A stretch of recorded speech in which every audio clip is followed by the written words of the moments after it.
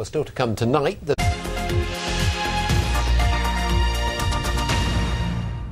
After years of campaigning, people who live in villages along the coast of Norfolk and Suffolk are celebrating a victory. The government has promised nearly £5 million to manage coastal change. It could mean compensation for people who've already lost their homes. A sunny morning in Happisburgh and jubilation for a man who has spent years battling the authorities for compensation. Nothing can change the fact that for the first time ever in the history of the UK, we have a situation where we can actually manage our coast properly and take care of the people that are disadvantaged in that process. Di Wrightson opened the Cliff House tea rooms in 1981 when there was no threat from coastal erosion. As the years passed and the sea encroached, she just watched and waited, fearful of the future. Yesterday there was nothing. Today there's the possibility of almost of buying another house, but certainly of being much better off than we ever thought we would. In 2003, beyond this garden there was a roadway, then a row of bungalows which had back gardens that backed onto the sea. And in just 2 months of that year, 28 metres of land was lost to the sea. North Norfolk will get £3 million of government cash, Great Yarmouth almost £300,000 and Waveney District Council £1.5 million. The local authorities had to put in their bids, they had to work up their bids, and today I'm delighted that in our part of the country we've come up trumps. Each council can now decide how to spend its money. Recognition finally from central government that these problems exist and new hope for those who have waited so long. Carol Bundock, BBC Look East, Happisburgh. Ship-to-ship oil transfers off the coast of Suffolk will be banned later this month. It follows complaints from local fishermen. Look East reported in the summer how tankers parked in fishing grounds around the coast, meaning trawlers couldn't fish in that area. Oil transfers will be banned, but tankers will still be able to drop anchor and wait. By the very nature of the size of our vessels, we fish local inshore grounds. And it has become now that there are just so many vessels there that our fishing grounds, our traditional fishing grounds, are being taken away from us, and we've nowhere left to fish. Detectives have released CCTV pictures of a van they think was driven by 2 men who were found dead in a garage in Great Yarmouth. They've been linked to the murder of Derek Tempest, who's not been seen since October the 28th. The van was filmed driving out of Great Yarmouth on that night. It was claimed today that a new abattoir at Eye in Suffolk will help keep 1,500 livestock farmers in business. Part of the site opened today after a planning battle lasting 6 years. Let's face it, abattoirs don't make ideal tea-time viewing, but they're vital to the region's livestock farmers, which is why this place is being welcomed. A £5 million abattoir and cutting plant being developed at Eye in Suffolk after a long planning wrangle. Farmers can choose to have their livestock slaughtered in this area, processed in this area, and we can then offer that to local people to enjoy. And obviously we've then got a circle of money staying within this area. The new plant replaces Lambert's old site at Erosion. 1,500 farmers will be able to use it. Peter Mortimer farms at Metfield in Suffolk. At the moment he has to send some of his pigs to be slaughtered near London. With the new abattoir they'll be processed 14 miles away.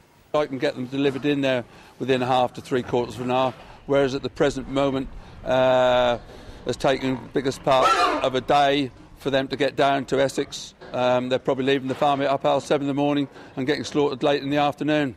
In 1965, the region had 50 abattoirs capable of handling pigs, cattle and sheep.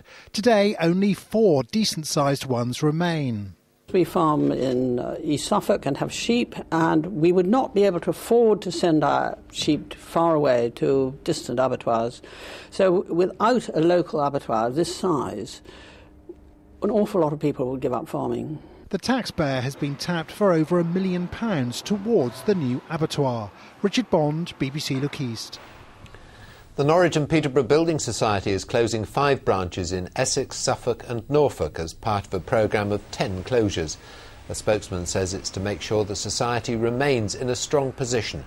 52 staff are affected, but they could be redeployed. The cost-cutting has been blamed on the recession. A new type of purse alarm is being given out in Suffolk to cut the number of purse thefts. The police in Bury St Edmunds are handing out free alarms after more than 80 bag snatching incidents in the last year. So one end attaches to your handbag. Personal safety alarms have been on the market for years, but in Bury St Edmunds, police are giving out a new type of device. That ends to your purse and then this clips to your bag. They're small, loud and attached to your purse. This time of year in particular is very busy for shoppers. By carrying lots of bags and stopping to look at things, we become an easy target for thieves. Since the beginning of the year, a number of purses have been stolen, the majority belonging to elderly women. I've had one handbag pinched, so I don't want it to happen again. I think it's a very good idea, yes, especially for older people who aren't quite so aware as youngsters of what's going on around them. And it gives you that little bit of protection, doesn't it, at this time of the year especially. By being aware of this crime and by attaching an alarm to your purse, police hope to tackle purse thefts head on. We've always been looking at doing this kind of initiative, and we've had other initiatives where we've been giving away little cat bells.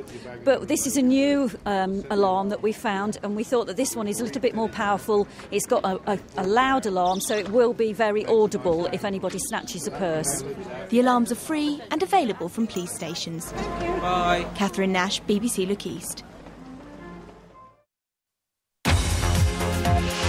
There's been a debate about the merits of single-sex versus co-education in schools. But how about a combination of the two?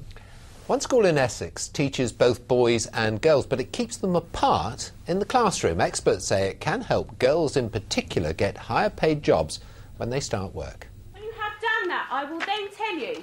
You scrunch it up and a morning history lesson at Moulsham High School, one of many classes where boys and girls are taught separately. Different activities geared towards each sex helps teachers keep classes focused. We try to gender it, particularly at the moment we're doing the First World War. The boys look at more weaponry, tactics, those kind of things, and the girls will look at social aspects of history. So you kind of knit it all together and they do the same content, but you look at it from different angles. At a conference in Cambridge, experts have been pondering the pros and cons of single-sex classes. Some say girls become more confident, increasing their earning power later in life. At Perth, girls, an all-female environment means less distractions. My experience of teenage boys, it's a developmental issue basically. I think it's fair to say that boys mature at a slower rate than girls during the teenage years, and therefore they're more easily distracted. They find it harder to concentrate, and the teacher has to adopt strategies to ensure they are learning effectively. Girls, particularly bright girls in a school such as this, they actually love learning and they don't want that distraction. But back in the classroom, what are the social implications for the students? You don't really get distracted in class because they're not there to mess around, so you focus more and do better with the work.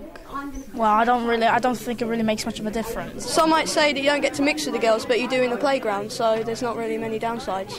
You feel a bit more confident in class. It's much easier to put your point across, I think, if you're all with girls, because you don't feel as embarrassed if you're with boys. Figures from this year's A-level results show boys and girls focus on different subjects. 3.5 times more boys sat physics A-level, but nearly 2.5 times more girls sat art and design. For teachers, single-sex classes have mixed benefits. Boys perhaps find they work off each other a bit more, and so sometimes it's more difficult to manage an all-boys class than it perhaps might be a mixed class. But for girls, it definitely seems to benefit them. Moulsham High School's had single-sex classes for over 35 years. The benefits of this seem to be part of an ongoing debate. Felicity Simper, BBC Look East.